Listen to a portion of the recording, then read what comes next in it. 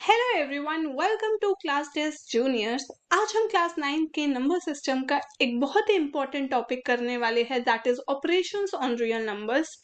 इसके अलावा हम ये भी सीखेंगे कि रियल नंबर्स को नंबर लाइन पे कैसे प्लॉट करते हैं। So let's get started. तो सबसे पहले हम देखेंगे about real numbers on number line. और जब हम रियल नंबर्स बोलते हैं तो हमारा मतलब है rational numbers and irrational numbers, because we know that real numbers include both rational numbers and irrational numbers. और हमने डेसिमल एक्सपेंशन में ये पढ़ा था कि रैशनल नंबर्स जो होते हैं वो दो टाइप के होते हैं, या तो टर्मिनेटिंग या non terminating and recurring. And अगर हम बात करें इरैशनल नंबर की तो वो non terminating and non recurring होता है। इसका मतलब क्या है? इसका मतलब है या तो वो टर्मिनेटिंग होगा, मतलब वो पूरी तरीके से डिवाइड हो जाएगा और हमें जो रिमाइंडर मिलेगा वो 0 मिलेगा, या फिर वो नॉन टर्मिनेटिंग होगा। एंड नॉन टर्मिनेटिंग में हमारे पास दो केस बनते हैं, या तो रिकरिंग या नॉन रिकरिंग। रिकरिंग के केस में क्या होता है कि वो कुछ सेम डिजिट्स को रिपीट करता है, जैसे कि 0.67। तो अगर 67 के ऊपर बार है तो मतलब 0.676767 टिल इंफिनिटी तक ये चलता रहेगा। और अगर हम बात करें नॉन रिकरिंग की, तो नॉन रिकरिंग में आपका कोई सेट नंबर रिपीट नहीं होता है, वो कुछ भी रैंडम नंबर्स रिपीट होते रहते हैं। तो मतलब हमने रिवाइज कर लिया है टर्मिनेटिंग क्या होता है, नॉन टर्मिनेटिंग क्या होता है, रिकरिंग क्या होता है एंड नॉन रिकरिंग क्या होता है। अब इस टाइप के रियल नंबर्स को हम नंबर लाइन पर कैसे प्लॉट करेंगे? अगर हम नंबर लाइन को रिवाइज करें तो हमने हमेशा आज तक जो नंबर लाइन देखी है वो कुछ इस तरीके की देखी है, जैसे कि यहाँ पर हमारे पास 0 है, ये 1 है, ये 2 है, ये 3 है और ये 4, लेट्स सपोज। और यहाँ नेगेटिव इंटीजर्स है। Now let's suppose I have a question कि आपको 2.665 को प्लॉट करना है। नाउ आपको ये पता है कि वो 2 और 3 के बीच में आएगा, लेकिन वो एग्जैक्टली कहाँ आएगा ये आपको नहीं पता। तो ये हम करेंगे कैसे? ये हम करेंगे मैग्निफिकेशन के प्रोसेस से। नाउ मैग्निफिकेशन का प्रोसेस क्या होता है? Let's suppose this is my number line and यहाँ पर मुझे पता है जो 2.665 है वो कहाँ आएगा, वो 2 और 3 के बीच में आएगा। मतलब अगर हम इसे जूम इन करके देखें या मैग्नीफाई करके देखें तो हमें क्या दिखेगा कि हम 2 और 3 को इस तरीके से 10 डिविजन्स में डिवाइड कर सकते हैं, दैट इज 2.1, 2.2, 2.3, 2.4, 2.5, 2.6, 2.7, 2.8, 2.9 और 3। नाउ अगर हम इन डिविजन्स में देखें तो कौन सा नंबर अब हम अगला देखेंगे, दैट इज 2.66। और 2.66 हमारा कहाँ एग्जिस्ट करेगा? 2.6 और 2.7 के बीच में। कहाँ एग्जिस्ट करेगा? 2.6 और 2.7 के बीच में। अगर हम 2.6 और 2.7 को जूम करें या मैग्नीफाई करें तो हमें कुछ इस तरीके की नंबर लाइन दिखेगी। मतलब हमारे पास ये 2.66 आ गया, मतलब हम यहाँ तक पहुंच चुके हैं। अब हमें चाहिए 2.665, मतलब अब हमें ये 5 चाहिए। ये हम कहाँ से मिलेगा हमें? ये हमें मिलेगा इन दोनों के बीच में। तो मतलब अब हमें 2.66 एंड 2.67 को मैग्नीफाई करना होगा। एंड जब हम इन्हें मैग्नीफाई करेंगे तो हम इस तरीके से डिविजन्स कर लेंगे और हमें यहाँ पर अपना नंबर मिल जाएगा, दैट इज 2.665। और इस तरीके से हम प्लॉट कर देंगे अपना 2.665। So it was easy, and because we know that 2.665 is a terminating number, क्योंकि यहाँ पर कहीं भी बार नहीं है तो मतलब ये एक टर्मिनेटिंग नंबर है। और हमने सीखा है टर्मिनेटिंग नंबर को नंबर लाइन पे कैसे प्लॉट करते हैं। Now let's see some more examples. तो यहाँ पर जो हम एक्सरसाइज कर रहे हैं वो है एनसीईआरटी की एक्सरसाइज 1.4। तो आपको एक्सरसाइज में क्वेश्चन दिखेगा, दैट इज 3.765 को आपको नंबर लाइन पे प्लॉट करना है यूजिंग सक्सेसिव मैग्निफिकेशन, जो प्रोसेस अभी अभी हमने सीखा। तो हम क्या करेंगे, अपनी नंबर लाइन क्रिएट करेंगे और यहाँ पर 1, 2, 3 एंड 4 एंड 5। और यहाँ हम अपने नेगेटिव इंटीजर्स प्लॉट कर देंगे। एंड हमें पता है कि हमें चाहिए सबसे पहले 3.7, वो हमें कहाँ मिलेगा, वो हमें मिलेगा 3 और 4 के बीच में।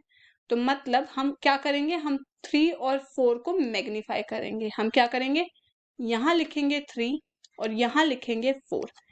इन दोनों के बीच में आएगा 3.5 और इसके बाद हम काउंटिंग चलाएंगे नॉर्मल, दैट इज 3.1, 3.2, 3.3 एंड 3.4। और यहाँ आ जाएगा 3.6, 3.7, 3.8 और 3.9। तो हमारा नंबर क्या है, 3.7। तो वो यहाँ पर है। वो कहाँ है, यहाँ पर। अब हमें चाहिए 3.76। हमें क्या चाहिए, 3.76। वो कहाँ आएगा, वो इन दोनों के बीच में आएगा। तो अब हमें 3.7 एंड 3.8 को जूम इन करना होगा।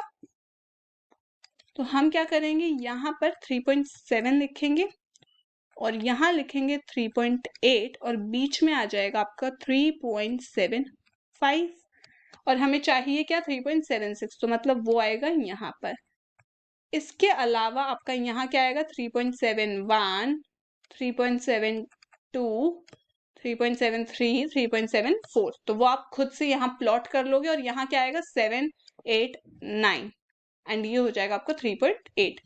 तो मतलब आपको मिल गया 3.76। कहाँ मिला आपको 3.76, यहाँ पर। और ये अगला नंबर क्या होगा, 3.77। मतलब इन दोनों के बीच में अब आपको मिलेगा 3.765। तो अब आप क्या करोगे, अब आप प्लॉट करोगे 3.76 और 3.77।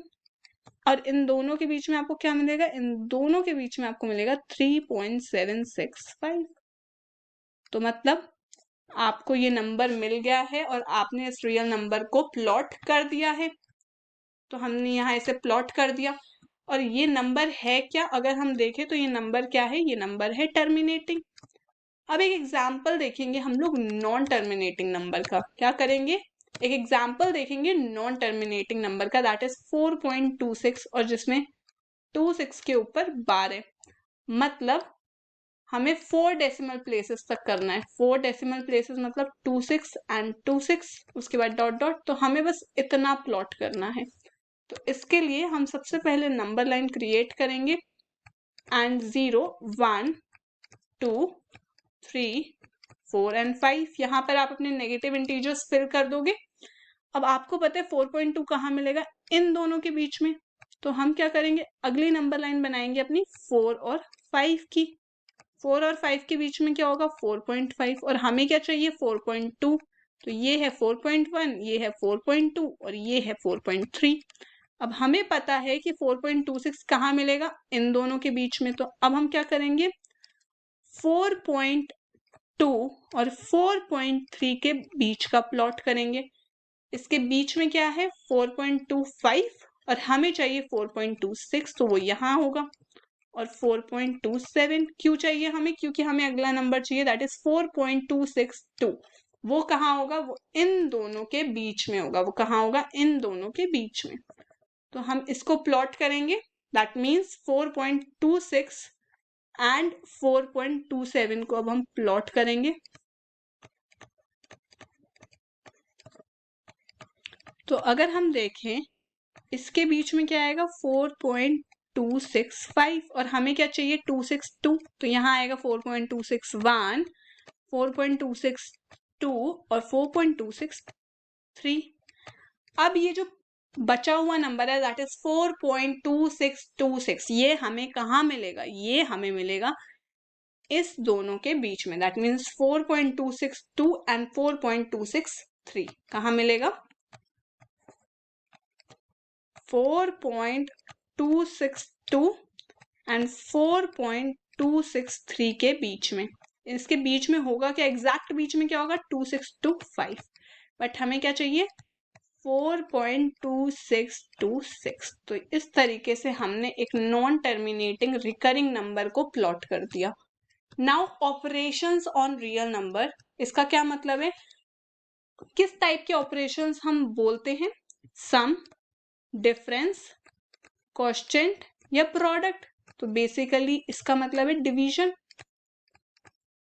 सो ये लाइन हमसे या ये स्टेटमेंट हमसे क्या कहना चाहती है, that the sum, difference and division and product of irrational numbers are not always irrational. इसका क्या मतलब है कि अगर √2 जो है, लेट्स सपोज √2 प्लस माइनस √2, अगर मैं दो इररेशनल नंबर्स को प्लस करती हूं तो जरूरी नहीं है कि वो हमेशा मुझे एक इररेशनल नंबर दे, क्योंकि इसका सम मुझे मिलेगा 0 which is a rational number. So you have to always remember that the sum of two irrational number will not always give you irrational number. Same, the difference of two irrational numbers will not always give you irrational number. Now the product of two irrational number will not always give you two irrational number. इसका क्या मतलब है, let's suppose √2 into √2, तो ये √2 क्या है, irrational, ये क्या है, इररेशनल। लेकिन जब आपने इसे मल्टीप्लाई किया तो इसने 2 दे दिया, which is a rational number. मतलब जब हमने दो इररेशनल नंबर्स को मल्टीप्लाई किया तो उसने हमें एक रैशनल नंबर दे दिया। तो आपको ये हमेशा याद रखना है। The second thing, when we add and multiply a rational number with an irrational number, it will always give you an irrational number. What does that mean? कि जब मैं एक इररेशनल नंबर, ये मेरा एक इररेशनल नंबर है, इसे मैंने प्लस किया एक रैशनल नंबर से, तो जो आंसर आया वो आया 2 प्लस √3। अब आपको पता है ये √3 जब डेसिमल एक्सपेंशन में ओपन होगा तो ये जो नंबर आएगा वो हमेशा इररेशनल रहेगा। वो क्या रहेगा, हमेशा इररेशनल रहेगा। इसी तरीके से अगर मैं 2 को मल्टीप्लाई कर दूं √3 से, मतलब मैं अगर एक रैशनल नंबर को मल्टीप्लाई कर दूं एक इररेशनल नंबर से, तो जो नंबर मुझे मिलेगा वो हमेशा क्या रहेगा, वो हमेशा एक इररेशनल नंबर रहेगा। तो आपको ये दो बातें याद रखनी है, this is the statement 1 and this is the statement 2, and which are very very important. Now let's do exercise 1.5। इसमें आपको बताना है कि ये जो नंबर है ये इररेशनल है या रैशनल है। नाउ थिंक, मुझे इतना पता है कि अगर मैं रैशनल नंबर में से एक इररेशनल नंबर को माइनस करूंगी तो मुझे हमेशा एक इररेशनल नंबर मिलेगा। नाउ इसकी फेस वैल्यू पे नहीं जाना, इसको अगर आप प्रॉपर सॉल्व करोगे तो आप देखोगे ये दोनों कट जाएंगे और आपको सिर्फ 3 मिलेगा, which is a rational number. Now इसकी भी फेस वैल्यू पे नहीं जाना है, अगर आप √7 कट कर दोगे तो आपको आंसर मिलेगा 2/7, which is a rational number. Now 1/√2, you know that this is what, a rational, or this is a irrational number. That means this whole is a irrational number. Now 2 pi, we know that pi is irrational. Pi is what, irrational.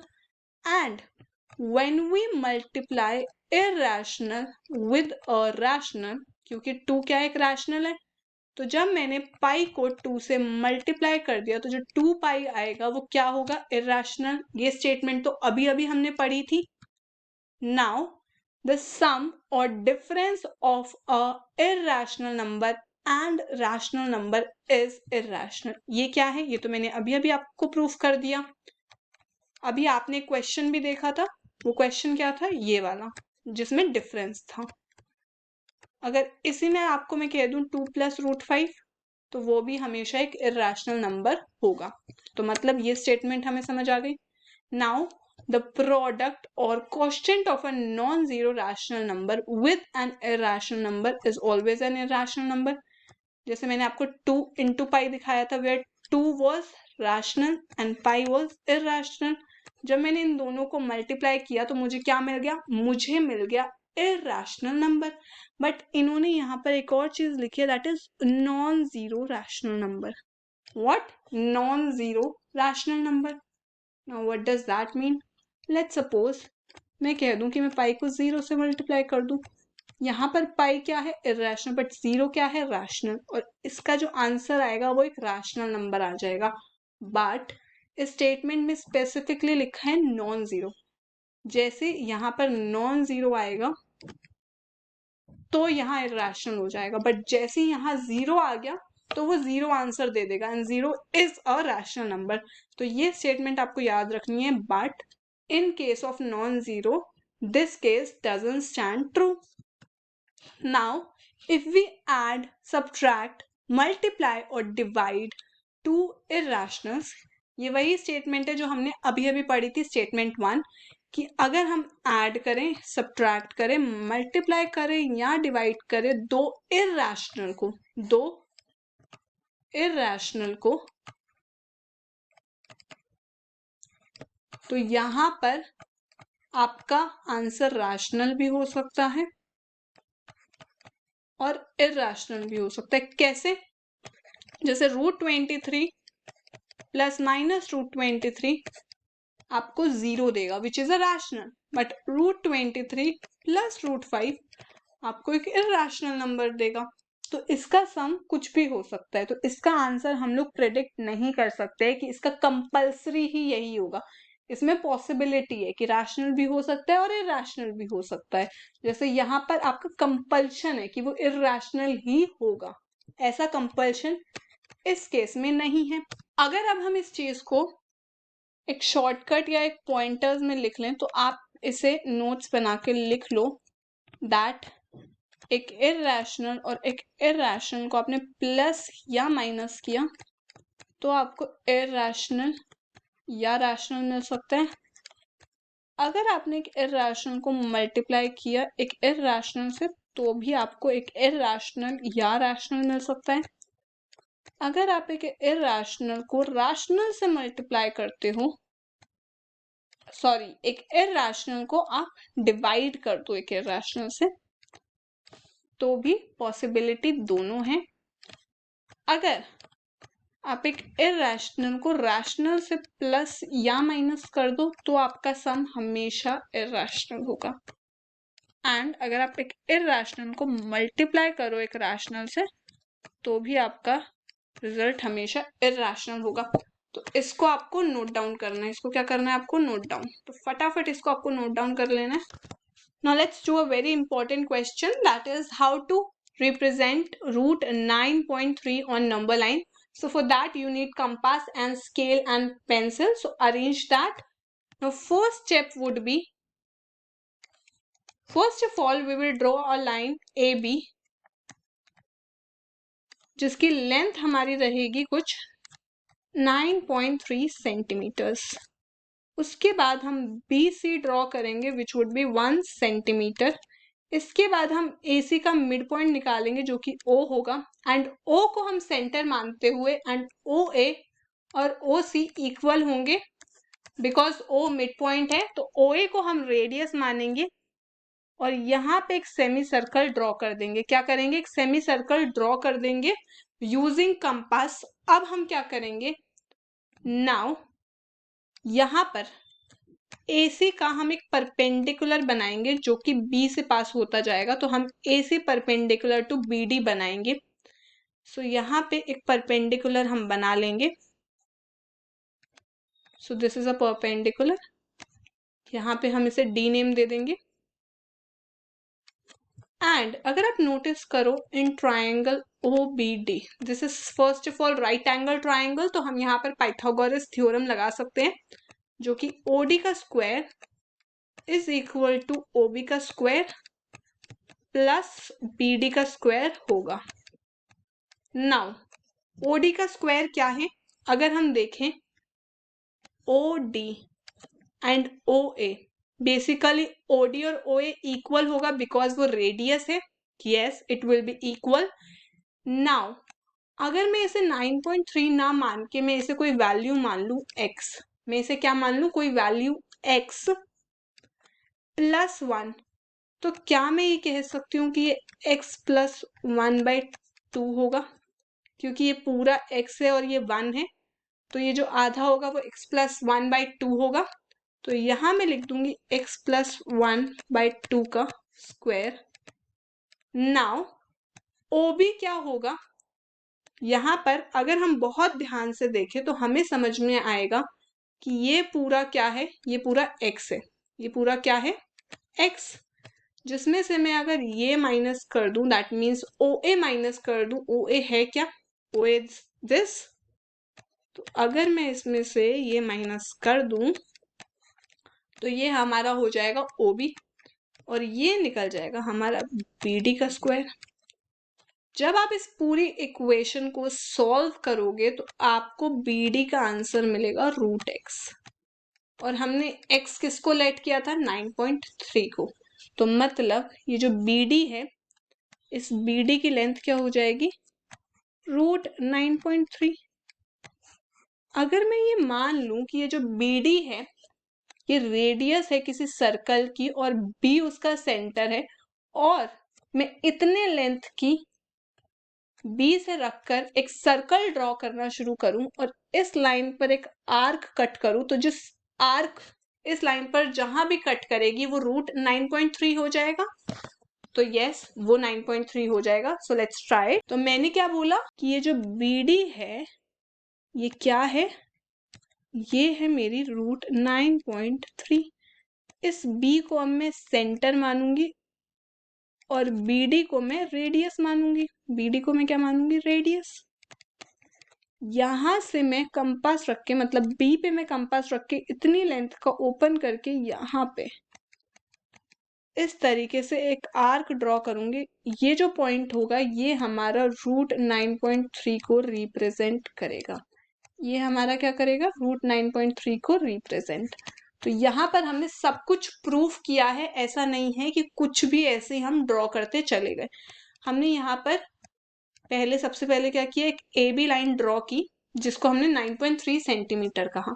उसके बाद हमने BC draw किया जिसे मैंने 1 centimetre कहा। फिर मैंने AC का सेंटर लिया O और AO को रेडियस मानते हुए या O को सेंटर मानते हुए एक सेमी सर्कल ड्रॉ किया। जैसे मैंने ये सेमी सर्कल ड्रॉ किया उसके बाद मैंने AC से एक लाइन परपेंडिकुलर ड्रॉ की BD को काटते हुए। तो वो इस तरीके से ऐसे काटते हुए जाएगी। आपको नॉर्मल ड्रॉ नहीं करना है, आप परपेंडिकुलर बाइसेक्टर वाला ड्रॉ करोगे। एंड ये जो पूरा ट्रायंगल है ये पाइथागोरस थ्योरम फॉलो करता है बिकॉज ये 90 डिग्री है, बिकॉज हमने परपेंडिकुलर बनाया है।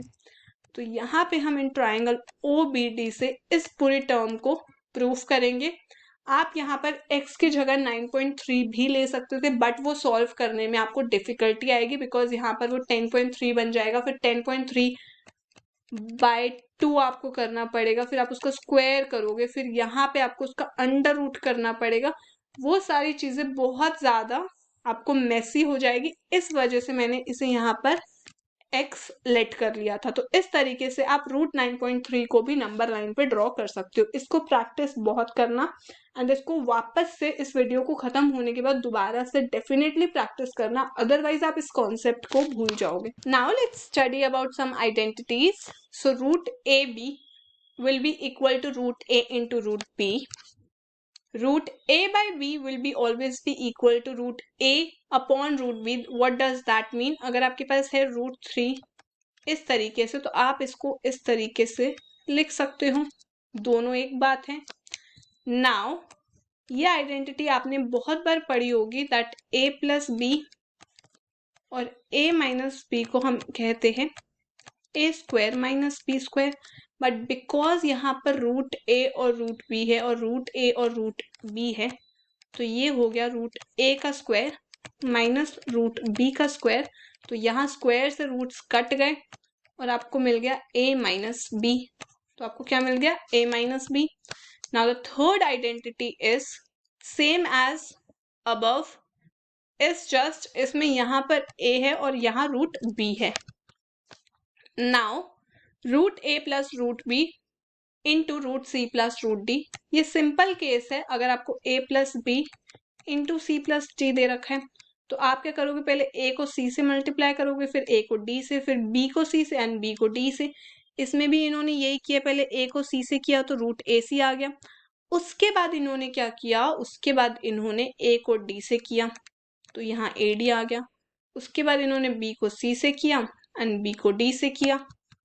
नाउ द लास्ट आइडेंटिटी, जैसे A + B का स्क्वायर होता है A² + B² + 2AB, इन्होंने भी वही लगाया। इज जस्ट √A का स्क्वायर क्या होगा A एंड रूट बी का स्क्वायर क्या होगा, b, और यहाँ पे आ जाएगा 2 रूट ए बी।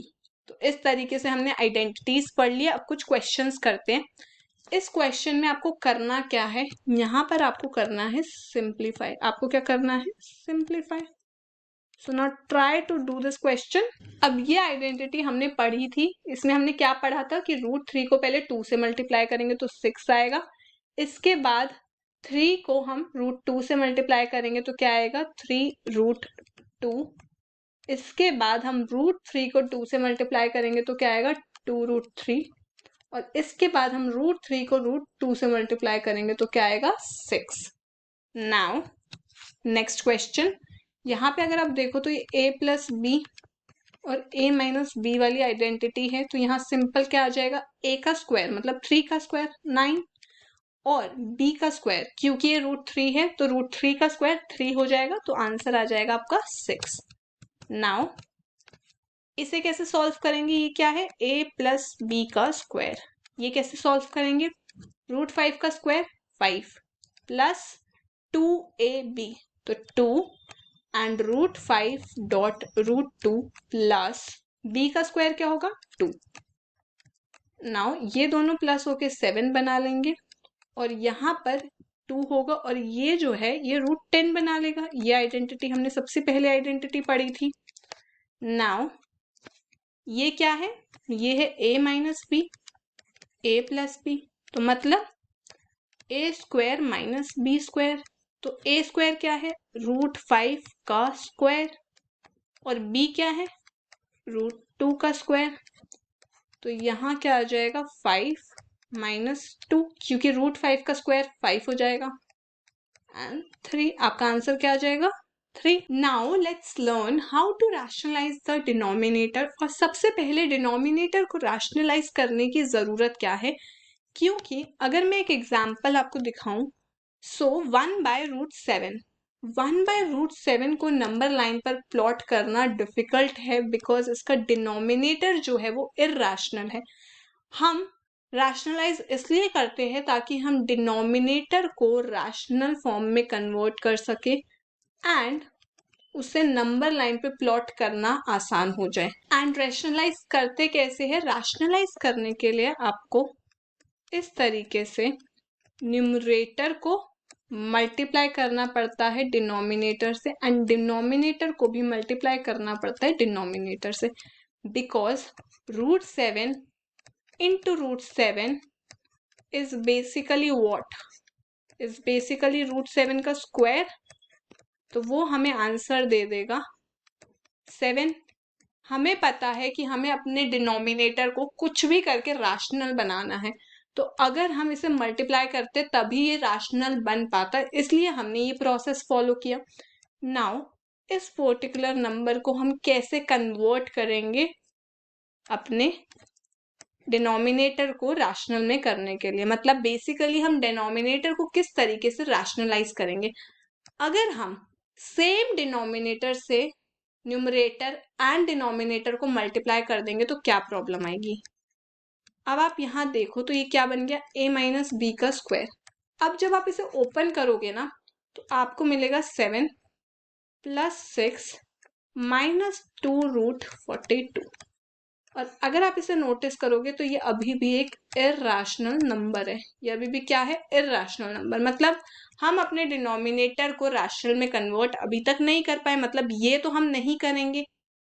तो यहाँ पर क्या करेंगे, जब भी आपका कुछ इस तरीके का डिनोमिनेटर हो जहाँ पे आपके पास दो इर्रेशनल नंबर्स के बीच में माइनस का साइन है या फिर यहाँ पर जैसे प्लस का साइन है, तो आप क्या करोगे, जिस नंबर से आप मल्टीप्लाई करोगे वो नंबर तो यही होगा बट उसमें साइन चेंज हो जाएगा।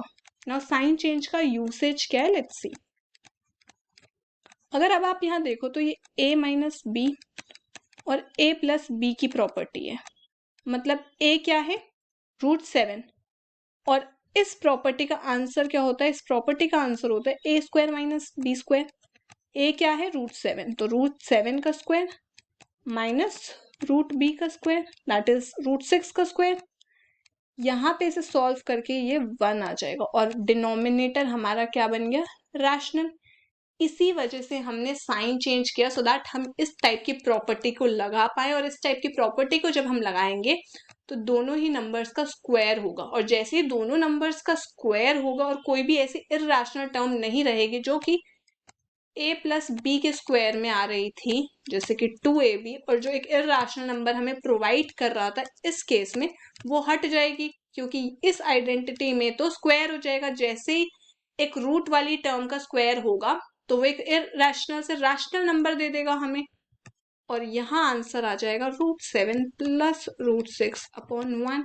और 1 क्या है? रैशनल। डिनोमिनेटर को हमने रैशनल बना दिया। Now this is very simple. यहाँ हम क्या करेंगे? यहाँ हम मल्टीप्लाई करेंगे √5 माइनस √2 से। क्यों? ताकि हम ये वाली आइडेंटिटी बना पाए और हम इर्रेशनल टर्म्स को रिमूव कर पाए। तो हम क्या करेंगे? √5 माइनस √2 एंड √5 माइनस √2।